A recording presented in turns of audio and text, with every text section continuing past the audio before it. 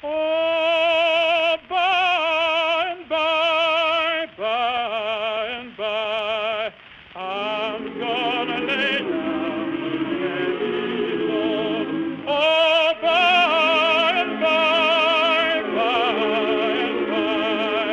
I'm gonna lay down and be alone.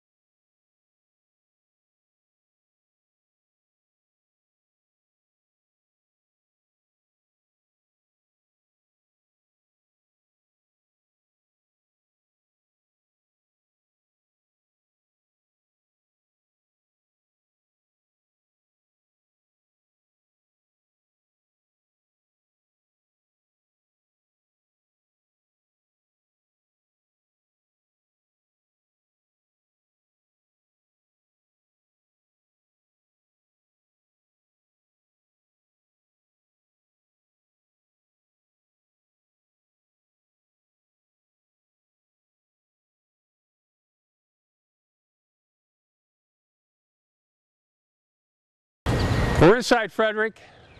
We're at the courthouse square. This is exactly how it looked 150 years ago. That brick building over there was owned by the richest lawyer in town, a guy named John Ross. And we don't want you to confuse him with another Ross I'm going to talk about in a minute. September the 9th, the 10th, General Lee was in this area. Jeb Stuart was here, Stonewall was here, everybody was here. And they hung out there at Mr. Ross's house. Now, Stonewall Jackson had a friend in this town. And it's through that friend that the order that we found in the field was placed there. Let's walk down the street. Down here we're going to find a church, the First Frederick Presbyterian Church.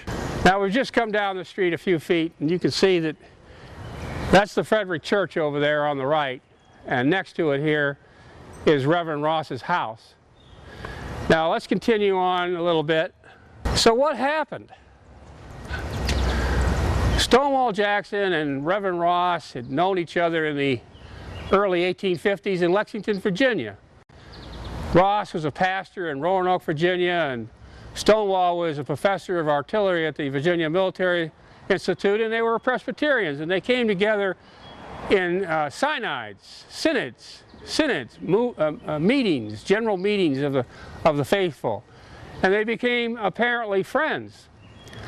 And when Stonewall and Lee were here on this street on September the 9th and the 10th, and they formulated their plan about how to induce McClellan not to do the one thing he should have done, they needed this order. They needed to plant it in his hands. Why? Because they wanted him to know where General Lee was. And they wanted him to think that General Lee's main body, which means the bulk of his force, was behind Turner's Gap at Boonesboro. That's what they needed him to think, so that he would be afraid of an attack against his right flank. That's the whole point of handing him this order, is to trick him into thinking that. The facts bring us to Reverend Ross.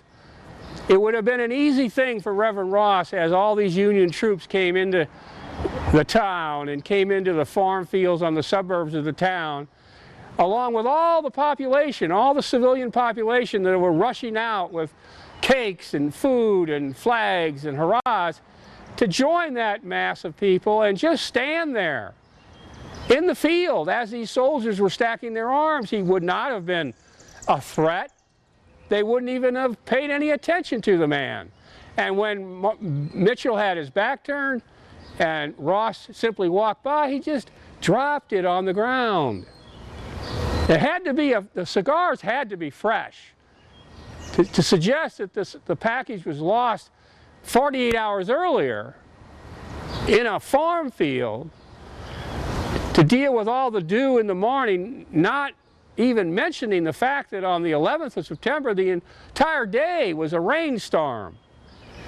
So Mitchell would never have reached down to pick up a soggy group of cigars. He would have reached down only because they looked fresh.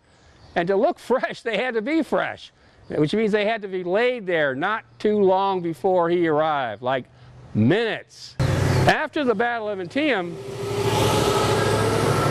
Reverend Ross had been the pastor here for 5 years. And within 2 weeks of the Battle of Antietam, he's gone. He's left his position, he's resigned, and he's gone from Frederick.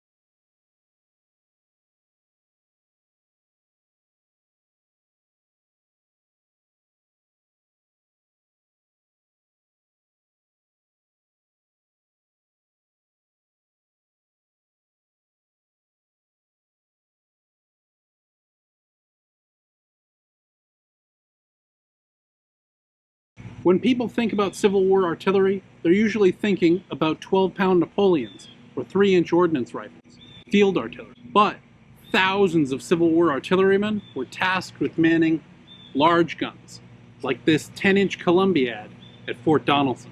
Heavy artillery in the Civil War came in many forms. Mortars for indirect fire, smoothbore cannons like these Seacoast guns or this 1819 siege gun, rifled cannons, which were the most powerful and effective artillery pieces in the Civil War, with tremendous range and projectiles, and then the outliers Columbiads, which were designed in the early 19th century to fire both shot and shell at both high and low trajectories. Because these guns were so heavy, this one here is over 9,000 pounds all told. Many inside fortresses and fixed defenses were placed on these barbettes, with specifically built chassis, allowing the gun to be traversed in this circle for aiming, and inclined with this prop in conjunction with the elevating screw, and slid back and forth for loading and firing along these rails. Fire!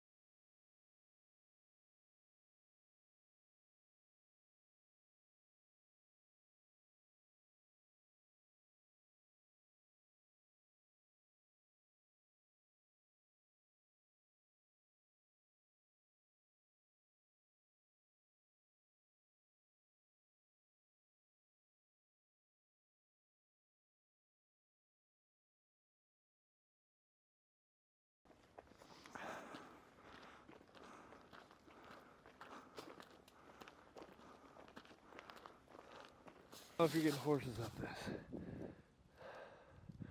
Maybe. Could be mules. Yeah, mules may get up there. Mules and 10 innings.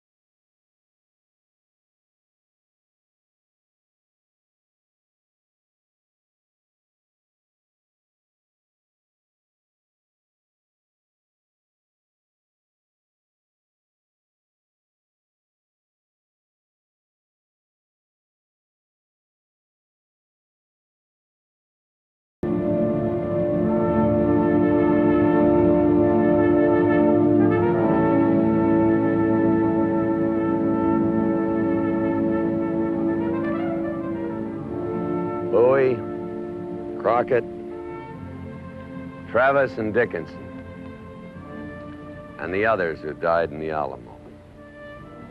Held off an army for 13 days, yet it's hard to believe that they ever existed. They'd become legends before the smoke over the battle had blown away. What kind of men were they? Well, we know that they died and that they were heroes. But nobody wants to die, and nobody just decided to be a hero. It has to be forced on you. That's what happened to them.